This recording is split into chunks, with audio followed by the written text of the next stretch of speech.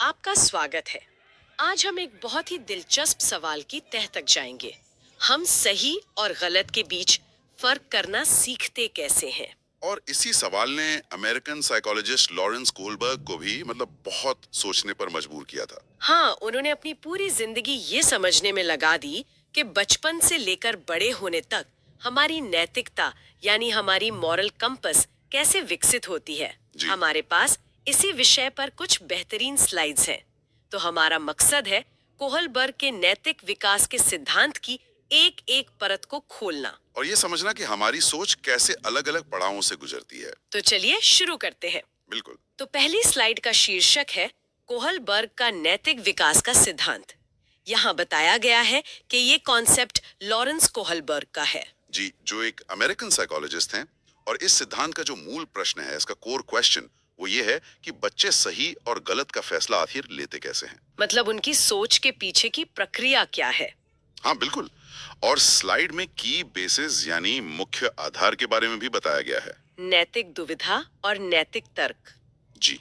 और इसे समझाने के लिए कोहलबर्ग ने एक कहानी का इस्तेमाल किया जिसे हाइंस की दुविधा या हाइंस डिलेमा कहते हैं। हाँ, इस कहानी पर हम आगे बात करेंगे, है ना। बिल्कुल।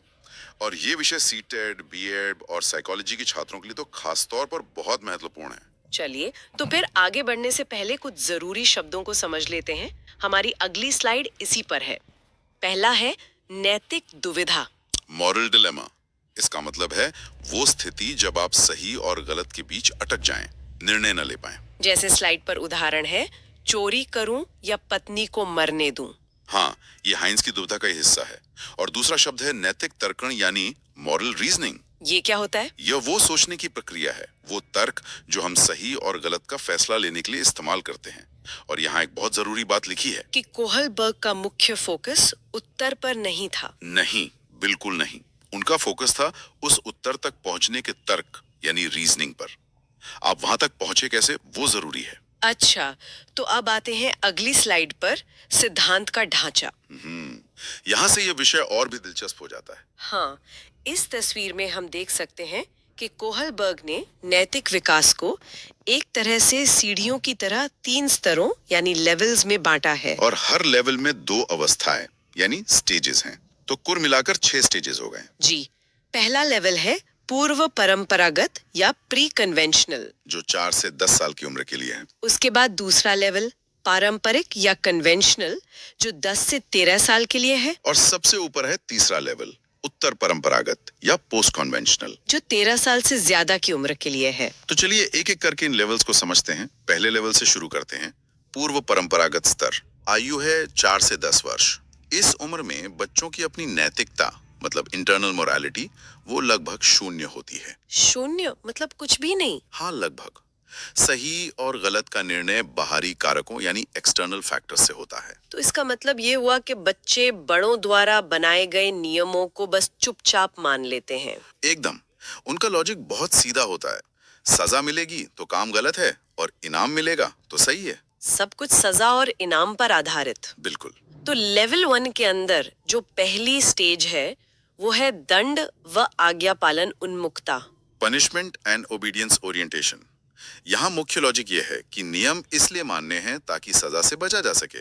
तो नैतिकता का आधार डर हुआ। हाँ, बच्चा सिर्फ डर की वजह से आज्ञा का पालन करता है। अच्छा, तो हाइंस के उदाहरण से इसे कैसे समझेंगे? देखिए, इस स्टेज पर बच्चा कहेगा हाइंस को चोरी नहीं करनी चाहिए क्योंकि पुलिस उसे पकड़ लेगी और जेल भेज देगी। मतलब पूरा फोकस खुद को सजा से बचाने पर है, किसी की जान बचाने पर नहीं। सही पकड़ा। अब आते हैं लेवल 1 की दूसरी स्टेज पर। अहंकार की अवस्था या इंस्ट्रूमेंटल रिलेटिविस्ट। इसका एक और नाम है जैसे को तैसा या टिट फॉर टैट मतलब अदला बदली। तो यहाँ बच्चे का मुख्य लॉजिक होता है मेरा क्या फायदा। हाँ, बच्चा अपनी जरूरतों को ही सबसे ऊपर रखता है। अगर तुम मेरी पीठ खुजाओ तो मैं तुम्हारी खुजाऊंगा। तो इस स्टेज पर हाइंस के बारे में क्या तर्क होगा? बच्चा सोचेगा हाइंस को चोरी कर लेनी चाहिए क्योंकि उसे अपनी पत्नी की जरूरत है। अगर वो ठीक हो जाएगी तो उसके काम आएगी। मतलब यहाँ भी फोकस अपने फायदे और अदला बदली पर ही है। जी हाँ। पानी में फंसे एक छोटे से पत्थर ने मुझे सड़क पर ला दिया था। मुझे लगता था लाइफ सॉर्टेड है, जॉब। चलिए अब आते हैं दूसरे लेवल पर, पारंपरिक या कन्वेंशनल लेवल, उम्र 10 से 13 वर्ष। इस स्तर पर आकर नैतिकता समाज और दूसरों की अपेक्षाओं पर आधारित हो जाती है। अब सजा या इनाम उतना जरूरी नहीं है। तो अब क्या जरूरी हो जाता है? लोग क्या कहेंगे?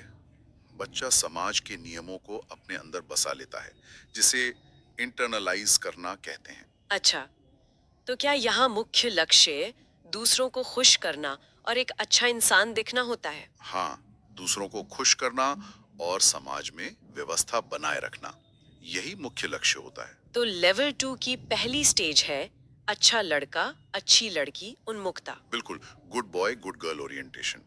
इसका एक और नाम है स्वर्ण नियम, यानी गोल्डन रूल अवस्था। यहाँ मुख्य लॉजिक क्या है? दूसरों से तारीफ और स्वीकृति पाना। बच्चा अच्छा बनकर दिखना चाहता है, वो काम करना चाहता है जिससे लोग कहें, अरे वाह कितना अच्छा बच्चा है। तो हाइंस के उदाहरण में ये कैसे दिखेगा? इस स्टेज पर तर्क होगा, हाइंस को चोरी करनी चाहिए ताकि लोग उसे एक अच्छा पति कहें। या शायद ये भी सोच सकता है कि अगर वह चोरी नहीं करेगा तो लोग उसे कठोर दिल वाला कहेंगे। बिल्कुल, दोनों ही सूरतों में फैसला इस बात पर निर्भर करता है कि समाज उसे किस रूप में देखेगा। ठीक है। और लेवल 2 की दूसरी स्टेज है कानून और व्यवस्था उन्मुक्ता।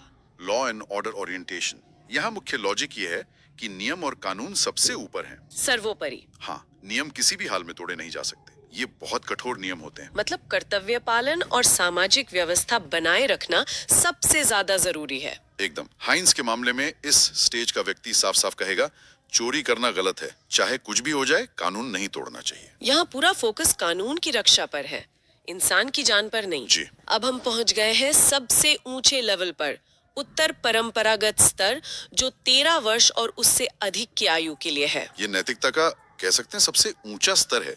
यहाँ निर्णय खुद के विवेक मतलब सेल्फ कॉन्शियस और अपने बनाए सिद्धांतों पर लिए जाते हैं। तो क्या व्यक्ति यहाँ नियमों से भी ऊपर उठकर सोचता है? हाँ बिल्कुल, व्यक्ति नियमों से ऊपर उठकर इंसानियत और न्याय के बारे में सोचता है। और एक जरूरी बात, क्या? जरूरी नहीं कि हर व्यक्ति इस स्तर तक पहुंच पाए। बहुत से लोग लेवल 2 पर ही रह जाते हैं। अच्छा, तो लेवल 3 की पहली स्टेज है सामाजिक अनुबंध उन्मुक्ता। Social contract orientation. यहाँ का मुख्य लॉजिक ये है कि नियम लोगों की भलाई के लिए हैं। पत्थर की लकीर नहीं है। नहीं, और अगर किसी नियम से नुकसान हो रहा हो तो उसे बदला जा सकता है। कानून को लचीला होना चाहिए। तो फिर यहाँ जीवन का अधिकार सबसे बड़ा हो जाता है ना? हाँ, आपने एकदम सही पकड़ा। लॉजिक है, जीवन का अधिकार संपत्ति के अधिकार से बड़ा है। तो हाइंस के उदाहरण में तर्क होगा। हाइंस ने सही किया, एक जान बचाना चोरी के कानून से ज्यादा महत्वपूर्ण है। और अब हम आखिरी स्टेज पर हैं, स्टेज 6, सार्वभौमिक नैतिक सिद्धांत। Universal ethical principle. यहाँ मुख्य लॉजिक है कि व्यक्ति अपनी अंतरात्मा की आवाज सुनता है, अपने बनाए हुए सिद्धांतों पर चलता है। जी। सार्वभौमिक मानवाधिकार जैसे सत्य, अहिंसा, न्याय, ये सब समाज के बनाए कानूनों से भी ऊपर हैं। ऐसे लोग न्याय के लिए अपनी जान भी दे सकते हैं। ये तो नैतिकता का सर्वोच्च स्तर है। हाँ, highest stage, self chosen ethical principles. इसके उदाहरण हैं महात्मा गांधी और नेल्सन मंडेला, जिन्होंने अन्यायपूर्ण कानूनों के खिलाफ जाकर अपने सिद्धांतों के लिए लड़ाई लड़ी। बिल्कुल, और वो जेल भी गए। कमाल है। लेकिन हर सिद्धांत की तरह इसकी भी कुछ आलोचनाएं तो होंगी। हमारी अगली स्लाइड इसी पर है। कैरल गिलिगन द्वारा की गई आलोचना। हाँ, और ये बहुत महत्वपूर्ण आलोचना है। पहली है लैंगिक पूर्वाग्रह यानी जेंडर बायस। इसका क्या मतलब है? कोहलबर्ग ने अपनी सारी रिसर्च केवल पुरुषों और लड़कों पर की थी। गिलिगन का मानना था कि महिलाएं नैतिकता को अलग नजरिए से देखती हैं। वो कैसे? महिलाएं देखभाल यानी केयर पर ज्यादा जोर देती हैं, जबकि पुरुष न्याय यानी जस्टिस पर। अच्छा। और दूसरी आलोचना सांस्कृतिक पूर्वाग्रह की है। हाँ, मतलब कि सभी संस्कृतियों में ये चरण एक जैसे नहीं होते। अलग अलग कल्चर में नैतिकता के पैमाने अलग हो सकते हैं। ये भी सही बात है। और तीसरा है तर्क वर्सेस व्यवहार, रीजनिंग वर्सेस एक्शन। ये एक बहुत ही महत्वपूर्ण बिंदु है। लोग जो कहते हैं कि वो करेंगे और जो वो असल में करते हैं उसमें अक्सर बहुत अंतर होता है। मतलब सोचना और करना दो अलग बातें हैं। बिल्कुल। तो चलिए इस आखिरी स्लाइड की मदद से सब कुछ जल्दी से दोहरा लेते हैं। जरूर। तो लेवल 1 प्री कन्वेंशनल का फोकस है दंड और लालच पर। जिसमें पनिशमेंट और ईगोसेंट्रिक मतलब अहंकार वाली स्टेजेस है। फिर लेवल 2 कन्वेंशनल जिसका फोकस समाज और कानून पर है। जिसमें गुड बॉय गर्ल और लॉ एंड ऑर्डर की स्टेजेस है। और आखिर में लेवल 3 पोस्ट कन्वेंशनल जहां फोकस मानवता और विवेक पर होता है। और इसमें सोशल कॉन्ट्रैक्ट और यूनिवर्सल एथिक्स की स्टेजेस आती है।